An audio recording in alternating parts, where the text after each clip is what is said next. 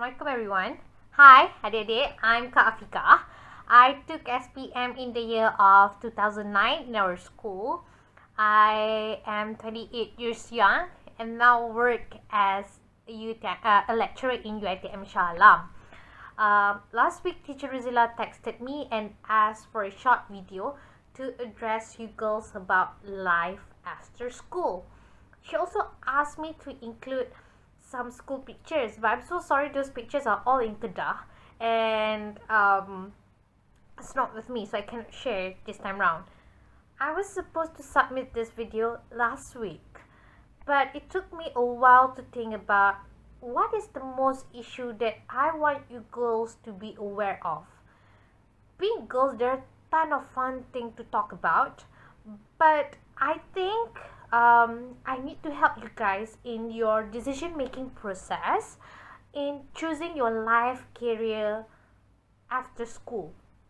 Okay, so the main question here is what to choose after SPM. Okay, in this video, I'm not going to talk about which institution better. I won't be talking about weighing out STPM, metrics, or universities. I am here to talk about what field to choose. What will you be in few years' time? And what do you want to spend your life as? Okay, let's be frank here. We are all Asian people. We grew up being exposed of how great the doctor career is. Lawyer, engineer, you name it. All these common careers that you hear makcik, pakcik talk about. Okay, I believe all these makcik favor this job as they are all well secured jobs. Okay, especially in terms of financial aspect lah, duit. Okay, but a civilization actually needs a wider range of job to function, and it has been that way ever since. So I am here today to tell you that if you can't consider all that glorified job as your future career, that does not mean that you will be less successful. Okay, frankly, you cannot expect me to name every single job exists out there, but what I can say is that it is wise for you to conduct a small research on types of career right after school. And you may even start earlier actually. You don't have to wait until you are done with SPM. I know it can be very nerve-wracking at first, okay? Especially when you know that your parents tend to have expectation in your choice of career. But there is no harm to window shop your possible future tau. It's nothing wrong to window shop your whatever you might be. Okay, let me start with mine. Apa yang I pernah buat. Okay, back then I was very fickle-minded. Berubah-ubah otak I ni. I am easily intrigued with everything. I wanted to try everything. Okay, even right after SPM, I was still clueless what to become. I tak tahu I nak jadi apa. So once I wanted to become an ustazah kot. And if you know me personally, that is way out of my character. So you see how I changed my mind easily. Obviously, my very Asian mom had in mind on what she wants me to become. I at that time was interested in becoming a war journalist. War journalist ni adalah wartawan dalam dunia perang. Nak cover cerita perang lah, rasa fulfilling kan. My late mom was obviously against the idea. I was from science stream, 5 science 1. I was expected not to waste what I had learned in school. I was not helpful. And it was not helpful when majority of my classmates took science related course. Okay, and in fact, half of my class sekarang ni adalah doktor tau. They are all doctors and pharmacists and all those things lah. They are doing very well in their work career lah. Okay, and when I told mom, Ma, adik nak jadi journalist, I'm gonna take mass comm. It was a huge blow for her lah. Okay, she was unable to see where it would lead me. Normal lah mak to have doubt in social studies, not only on whether I can make money out of it, But whether I would sink in a sinful life that usually linked to it lah. Social science kan. Luckily my dad was so cool about it. Hang buat apalah hang nak buat dek, asalkan just be good at it. Itu my dad lah. So I went alone by bus.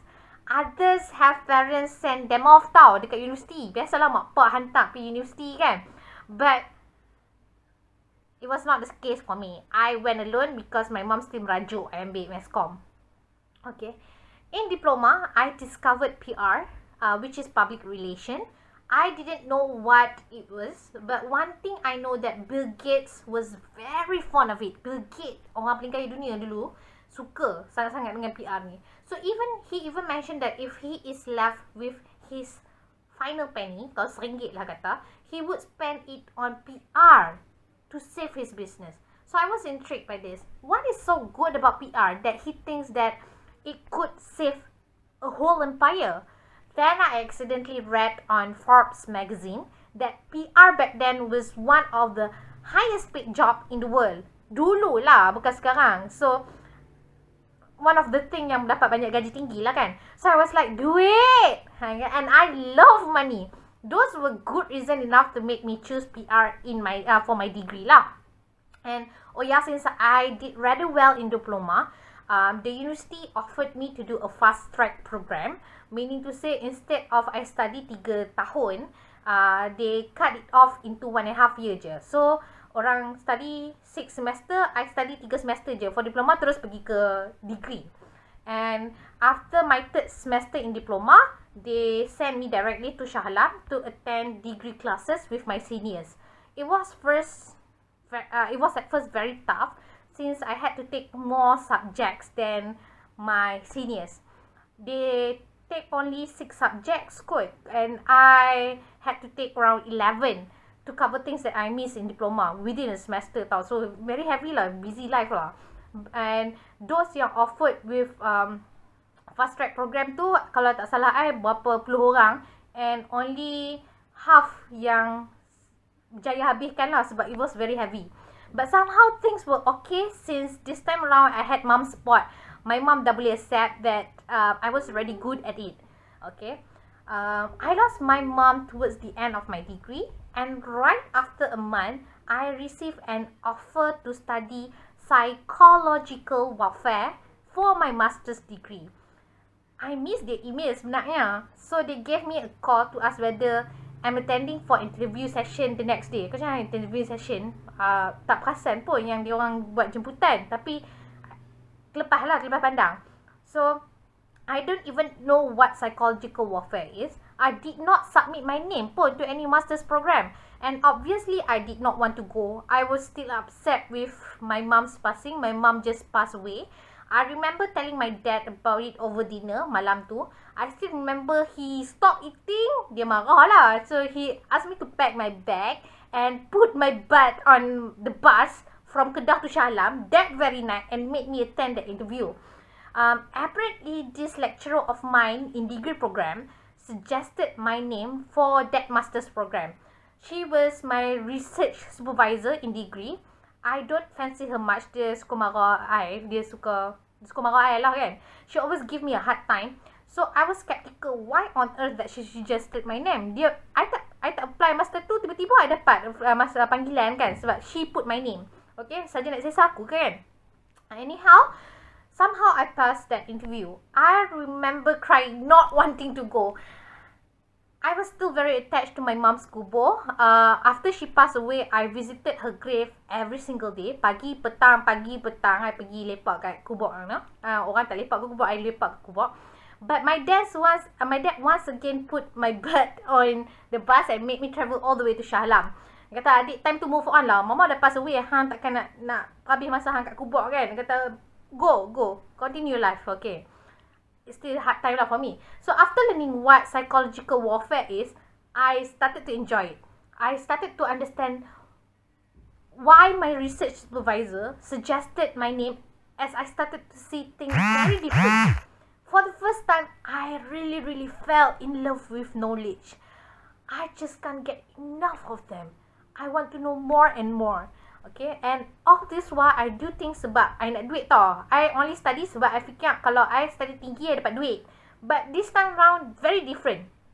Bila dah masuk master baru rasa macam ilmu tu sangat beautiful, sangat cantik. And if before this I'm a bookish tau. I read a lot. But now I read even more. I spend a lot of my time reading and play Facebook. and lupa nak bagi tahu, I work while doing my masters. Suka duit kan? So, I work from 8 to 5, then straight to class at 6 to 11 PM. So, daily 8-5 kerja, pukul 6-11 pergi kelas, and then do assignments in the night. So, I do that daily for 1.5 years lah. Okay. I lost considerable amount of hair sebab tak jaga tidur. There were many nights that I slept 2-3 hours sebab kerja assignment. But it was worth it. But before I even finished my masters, I secured a job as a part-time lecturer at a private uni. How did I get that? My research supervisor for master's degree suggested my name to that university lah. Sebab diorang tengah cari pensyarah untuk ganti pensyarah yang tengah pregnant. So, they asked him whether they have any student yang boleh mengajar atau tak. So, he suggested my name. Okay, that's the start of my journey of becoming the youngest lecturer around. I become a lecturer at the age of 23. For the love of money, I able to secure a teaching position at several universities. There was this one time where I taught at 5 different university at one time. Okay, 5 universiti dalam masa serentak. Some of my students even older than I am. But I had to stop after I threatened miscarriage. I almost keguguran waktu tu tengah pregnant. And according to the doctor, I overwork. Yalah, in one single day, I can be in Damansara, I can be in Subang, in Shah Alam in one single day, and panjat tangga and whatnot. And I applied for full time, and Alhamdulillah, I received the the job offer right after I gave birth to my child lah. And you see tau, how from wanting to be a journalist, I shifted to PR, then psychological warfare, and ended up as lecturer. Something that I never thought I want to be. Okay, and benda yang I tak pernah tahu pun ada psychological warfare sebab I tak conduct research. It turns out I like it. Okay, and frankly, I'm not stopping here. This is not my final career destination. I am letting my husband finishes his master at UM first. Dia tengah buat UM SAT. I nak sambung PhD kat luar, insyaAllah, in psychological warfare juga. And untuk jadi apa, tu rahsia lah. That is in order to realizing my wildest dream. Even my husband tanya, apa you nak jadi apa sebenarnya kan? I tak boleh nak cakap sebab I malu. Sebab that dream is too huge that I rasa kalau I cakap orang akan gelak tau. Sebab I kata that's too huge, you're a dreamer. So I'm not ready to share with anyone yet. But one thing for sure, I will never stop until I am where I see myself in the future. That's my story of how I become a lecturer at the age of 23. My mom thought I have no future in this field. My grand uncle laughed when he heard that I studied mass comm. I remembered his word, belajar mass comm nak jadi apa?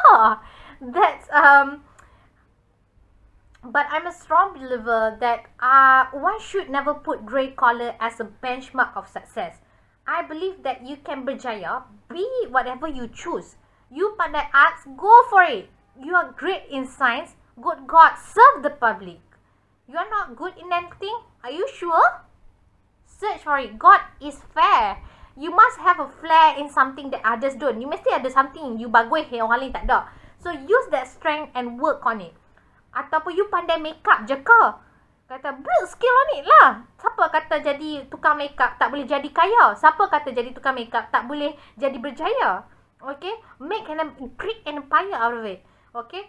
Make sure you engrave your name in whatever field you choose to be. Please, by all means, do not scared to pursue your interest as a possible career. But of course, you have to be wise about it. Do a small research on the field that you like. Understand how people monetize. Monetize tu buat duit lah. Okay, from it. How can you twist your interest into something that has economical value, if you choose a path less traveled, how can you make a living from it? How can you survive it? I am a strong believer that you can be successful in whatever you choose. As long as you work hard lah. Habis SPM, simply nak jadi apa? Never be scared to choose something unusual. As long as you know that you are not a quitter and by all means, will try very hard to be where you want to be. Okay? Because do know this, whatever you choose, if you put your mind on it, you will surely secure a successful future. Tepuk dada, tanya selera. Kalau ada makcik-pakcik yang condemn on your choice, tepuk mereka. Okay, well that's it. I hope from this talk, it would help you see the career world in a very different perspective. Remember this, no matter what job you choose, a job exists to fit a purpose. So there is no such thing as satu kerja tu tak berguna, tak worthwhile. I think that's all good. Bye. Assalamualaikum.